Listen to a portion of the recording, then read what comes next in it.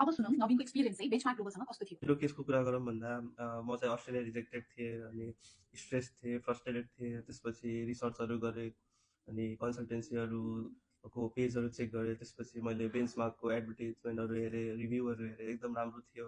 त्यसपछि मैले personally visit गर्दा मनिषा म्यामसँग भेट भयो। उहाँको काउन्सिलिङ एकदम राम्रो लाग्यो। उहाँले क्यानाडा एप्लाई गर भनेर एडभाइस दिनुभयो अनि सबै एप्लिकेसनहरू यस्तो यस्तो हो भनेर सबै बुझाइदिनु भयो। त्यसपछि एससी +2 ग्रेड राम्रो हुँदा पनि पिटीको चाहिँ नि हल्का लो थियो, त्यही पनि रिपिटी देऊ भनेर एडभाइस दिनुभयो। रिपिटीमा राम्रो पोइन्ट्स आएपछि मेरो प्रोसेसिङ सुरु भयो अनि प्रोसेसमा पनि धेरै अब्स्ट्याकल्सहरू फेस गऱ्यौँ हामीले।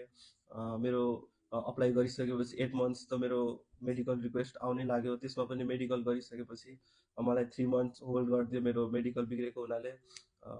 त्यसपछि रिप मेडिकल दिएँ 3 मन्थ्स पछि। त्यसपछि लगभग 1 इयर पछि मेरो पोजिटिभ डिसिजन आयो, मेरो भिजा आयो। त्यसको लागि मैले बेन्चमार्क होल टिम अनि मनिषा म्यामलाई धेरै धेरै धन्यवाद भन्न चाहन्छु।